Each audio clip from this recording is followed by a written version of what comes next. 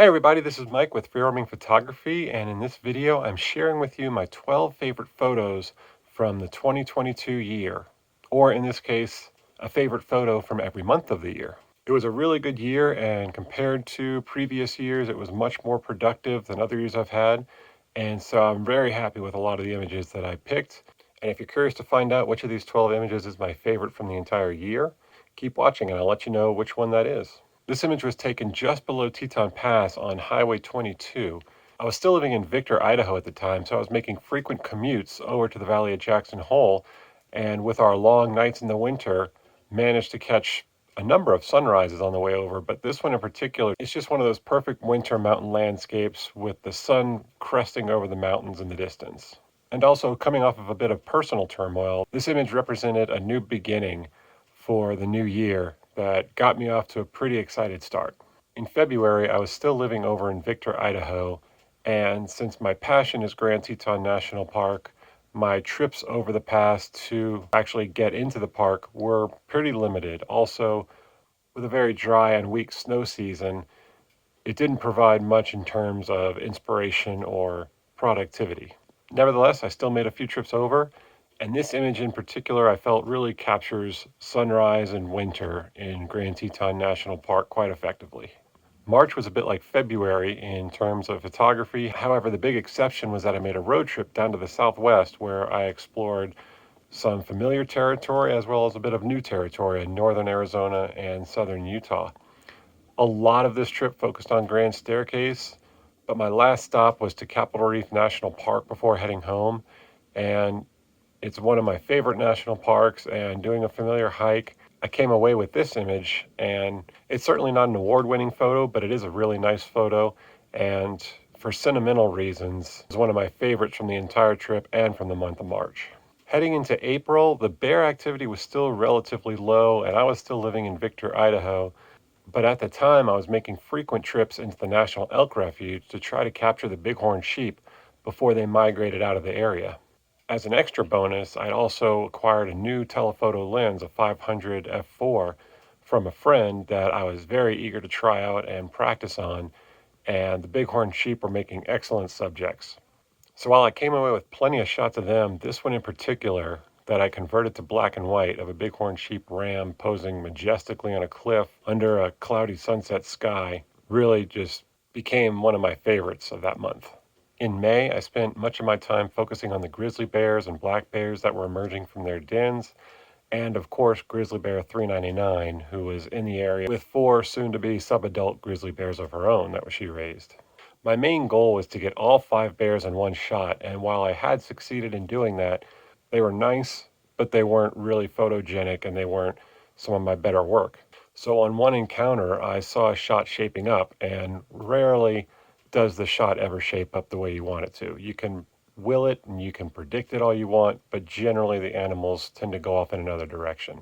However, with this shot, I took off my telephoto lens, seeing that if they did emerge below Mount Moran, it would be a really beautiful shot. So in this case, I put on my 24 to 105 and set it up like a landscape shot, hoping that they would enter the frame. And after nearly giving up a few minutes later, sure enough, all five of them started roaming in, and there you have it. There's all five bears in the shot under Mount Moran, exploring some ponds and an old dirt road. So while the focus of May was 399, this one particular shot really captured what I was going for with her and her cubs. My goal for the summer was to hike as much as I could, and though I'd already started hiking in May, June was when I really kicked things into high gear. It felt great to be covering more miles than I had in years, and it dawned on me that I hadn't even gone backpacking in over 5 years. So while I came away with plenty of backcountry scenes from Grand Teton National Park that I really enjoyed, this sunrise against my backpacking tent on the first backpacking trip I'd taken in too long was the icing on the cake for a summer that was already off to a fantastic start. The image itself is from a campsite in Lower Paintbrush Canyon, and in the distance you see Lee Lake, and then farther off you see Jackson Lake, which at the time of this taking was still at historically low levels. Continuing with the desire to hike as much as possible, July was by far my most productive month in the backcountry of Grand Teton National Park. This, of course, left me with plenty of images to choose from, But in the end, it was an image that I took on a hike up to Inspiration Point that I started well before sunrise in the dark to try to get there for sunrise. So this image is taken before dawn along the Jenny Lake Loop as I'm heading up to Inspiration Point. This is with totally natural lighting, and there was just something about partially the sentimentality of the trip, but then also the moodiness from a hike that's so frequently seen in broad daylight. I've hiked it at sunrise, I've hiked it at sunset, but seeing it in this pre-dawn light was just something completely different to experience along the trail. August as well, I got a lot of miles in, and when I think of backcountry camping in Grand Teton National Park, Bear Paw Lake isn't typically the first near my list or near the top at all. But this is Bear Paw Lake, and for whatever reason, it just struck me as one of the most wild and natural scenes that I've gotten from Grand Teton National Park. It really captures the wilderness of the area and the forest and the mountains and popped out above all the other photos that I took from August. This was taken just before sunrise as the ambient light was hitting the mountains and the forests, with steam still rising off the lake. In September, I was determined to get some good shots of Lake Solitude, which for whatever reason had eluded me up until that month. There was a whole series of shots from Lake Solitude and the North Fork of Cascade Canyon that really stuck out above all the others, and this one in particular I think captures the peacefulness of Lake Solitude and helps it live up to its name, since thankfully I was the only one there at the time. In October, my hiking days began to dwindle dramatically, and not so much because the snow was already coming in too heavy, but because I had some family come to visit, and then I came down with a nasty sinus infection. So by the time I had recovered, much of the endurance that I'd built up over the summer had already dwindled. So I still got in some hiking, but the mileage wasn't what I was achieving before. And as a result, I just wasn't getting great backcountry shots. I was getting a lot of good ones, which I wanted, but they weren't coming out as dramatic or successful as I was getting from earlier in the summer. So once the first little snowfall came, I headed into the Grovont campground and did a walk around and noticed the dusting of snow still clinging on to a lot of the old fall leaves that hadn't fallen yet. The catch was, though, that this was on the ground, so in order to get this shot, I had to lie down completely on my stomach with the camera on the ground and pointed my 500 f4 at the fall foliage and the snow on it, and came away with this, which turned out to be much more successful than I was expecting it to be.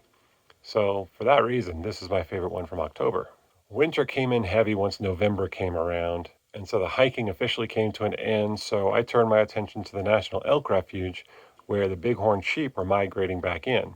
With plenty of snow falling and with chilly winter temperatures and winter coming in at full force, there were plenty of portrait opportunities for bighorn sheep, and this particular ram, simply posing in the snow, appeared just much more successful than the others, and so for that reason, this is my favorite one from November. Now for December, this is not only one of my favorite images of the year, but also one of the favorite images I've ever taken.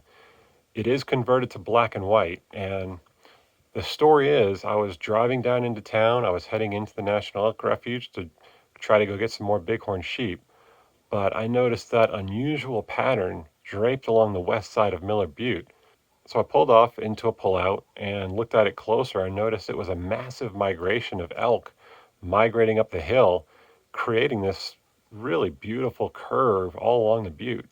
And so I snapped a few photos of it, and this was definitely my favorite.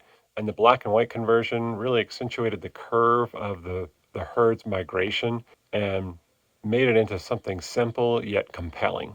And so for that reason, this is my favorite one of December and of the year. So those are my favorite 12 images from the year. Just a reminder that I do offer private photography workshops in both Grand Teton and Yellowstone National Parks.